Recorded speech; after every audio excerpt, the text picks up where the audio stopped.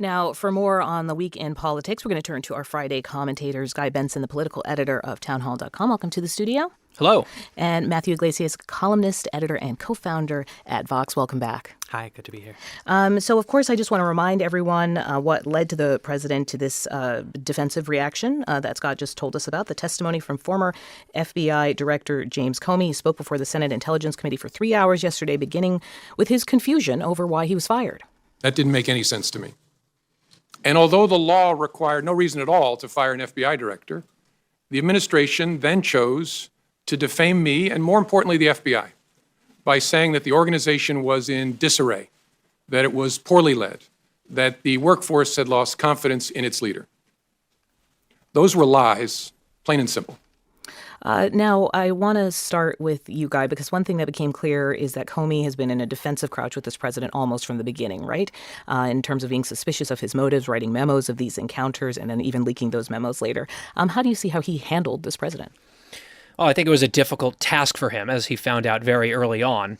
And what strikes me about the audio soundbite that you just played was a tweet from the president this morning claiming, quote, total and complete vindication.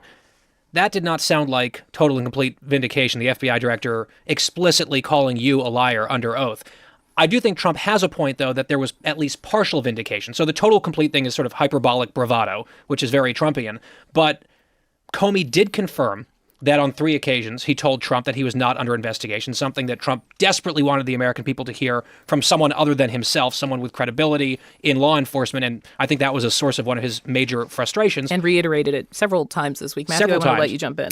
I think it's a little strange, the emphasis that Trump is placing on the idea that he personally isn't under investigation, though. We already have a national security advisor who's in legal trouble for improperly documenting payments from foreign governments. We have Jared Kushner, a top presidential advisor who seems to have misstated his contacts on a security clearance form. We have Jeff Sessions, the attorney general, seems to have made factual misstatements to Congress about his meetings with Russian officials.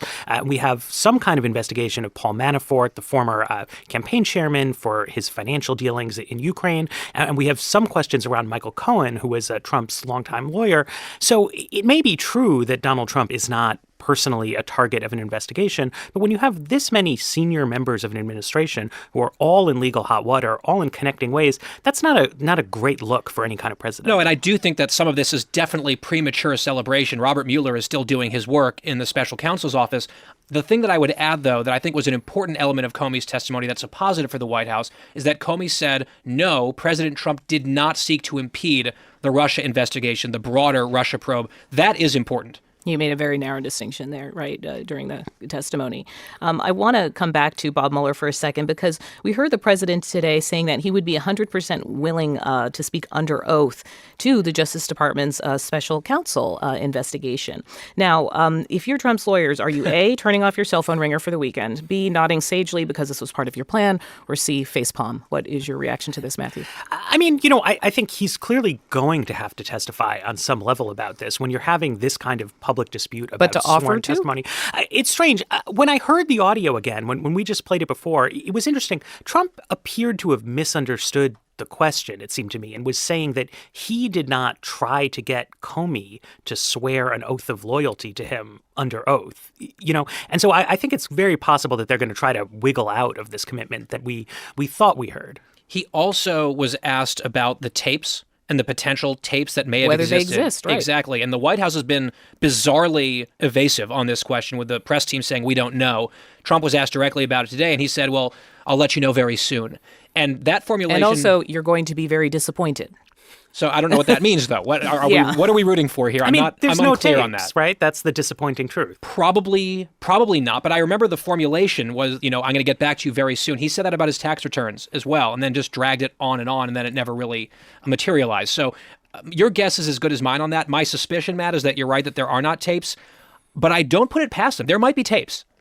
Hope springs ever eternal. This comes to a point that, Matthew, you were writing about this week where you essentially argue that Republicans don't care about what's going on with this president. Yeah, I think that we saw pretty clearly in that testimony that, Republicans are interested in the sort of narrow question of, did the president break a bright letter law? It seems like, probably he didn't. He's allowed to fire the FBI director.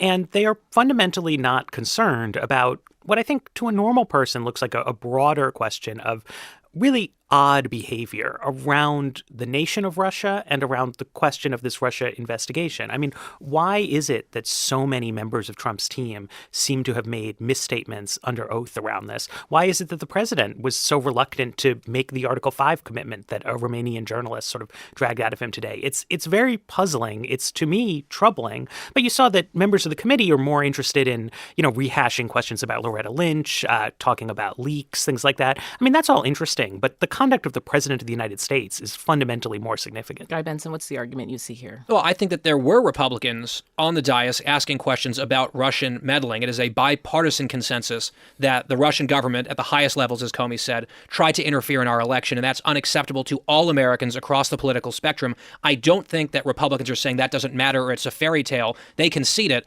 I think that they are questioning how much was Trump involved? Is there any evidence of collusion? And is some of this hysteria around the White House vis-a-vis Russia overblown and unfair? Guy Benson is the political editor of townhall.com. Thank you for coming to All Things Considered. My pleasure. And Matthew Iglesias, columnist, editor, and co-founder of Vox. Thanks so much. Thank you.